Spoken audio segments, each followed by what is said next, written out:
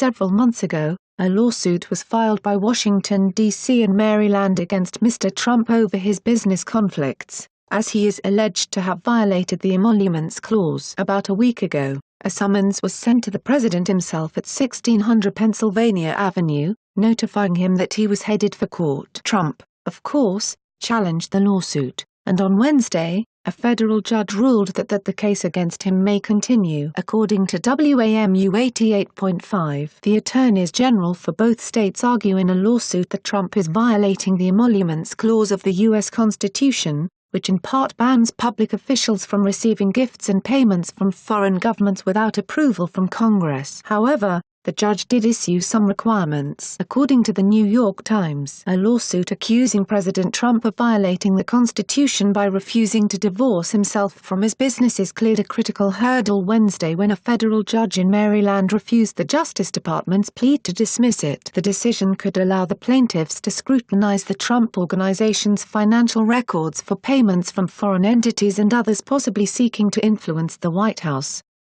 Judge Peter J. Messett issued a 47-page order saying he would not bar the lawsuit, although it is possible he could have thrown it out on other grounds. This just adds to Trump's mounting legal troubles, which include Mueller's ongoing Russia investigation, his lawsuit and scandal over harsh money paid to adult film star Stormy Daniels, a lawsuit by former Playboy playmate Karen McDougal, and another civil suit filed by a one-time contestant on The Apprentice. The Times reports the emoluments case raises basic questions that have never been litigated. It is neither clear what constitutes an illegal benefit to the president or whether any legal remedy exists if the president accepts one. During a January court hearing, Judge Messett seemed to acknowledge that the case would be ultimately decided by a higher court than this.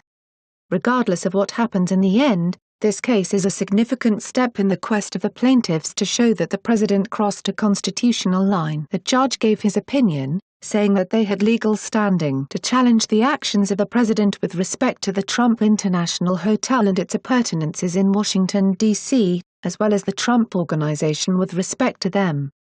According to The Times, the plaintiffs claim that in hopes of currying presidential favor, government officials are patronizing Trump-owned properties instead of hotels or convention centers in which the District of Columbia or Maryland has a financial interest. Those payments, they contend, constitute illegal benefits that violate both the foreign emoluments clauses of the Constitution. However, lawyers for the Justice Department have argued that there is no proof that Washington or Maryland's hotels or other facilities are losing business due to Trump's properties. Trump's attorneys also say that even if it were proven to be the case, it does not amount to a constitutional violation by Mr. Trump. Like and share this video on Facebook and Twitter if you agree. Don't forget to support this channel by clicking on the donation link down below and subscribing so you never miss any of our trending reports. What do you think about this report? Scroll down to comment below. Now, if you are seeking the latest trends in fashion, and electronics and gifts and more at the best prices, please feel free to visit www.atthismall.com. Once again, that is www.atthismall.com.